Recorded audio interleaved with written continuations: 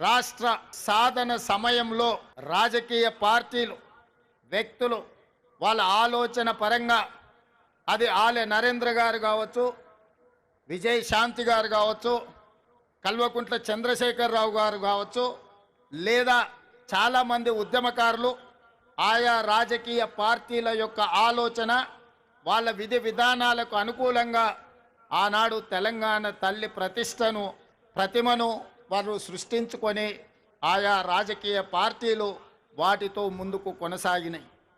కానీ జూన్ 2, 2014 నాడు తెలంగాణ రాష్ట్రం ఏర్పడిన తర్వాత ఆనాటి పాలకులు 10 సంవత్సరాలైన ప్రభుత్వ అధికారిక కార్యక్రమంగా కానీ లేదా తెలంగాణ తల్లి యొక్క ప్రతిమ అధికారికంగా ఇలా ఉండాలి, తెలంగాణ తల్లి అవతరణ ఉత్సవాలు ప్రతి సంవత్సరం జరుపుకోవాలన్న ఆలోచన ఏ రోజు కూడా చెయ్యలేదు.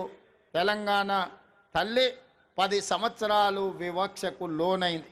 అందుకే ఈనాడు మన అస్తిత్వానికి ప్రతీకైన మన సంస్కృతి సాంప్రదాయానికి బహుజనుల నుంచి పుట్టిన ఈ ఉద్యమం బహుజనులు పిడికిలి బిగించి సాధించుకున్న తెలంగాణలో బహుజనుల యొక్క ఆకాంక్ష మేరకు తండాలలో, గూడాలలో, మారుమూల పల్లెల్లో జనబాహుళ్యంలో ఉన్న తెలంగాణ తల్లి, నాకు ఈ తెలంగాణ మాతృమూర్తిని చూసినప్పుడు చిన్నప్పుడు నా తల్లి ఏ విధంగా ఉండెనో నాకు ఈరోజు కళ్ళకు కట్టినట్టుగా ఈ తెలంగాణ తల్లి విగ్రహాన్ని చూస్తే నాకు స్ఫురించింది.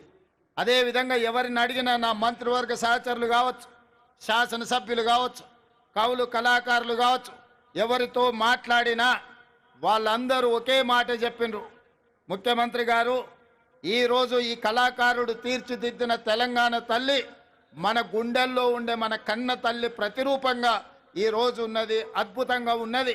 మీరు ఆలోచన చేయకండి.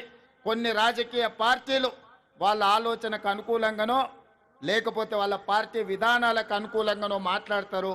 మీరు వాటి పట్ల స్పందించవలసిన అవసరం లేదు అని వారు నాకు సూచన చేశారు.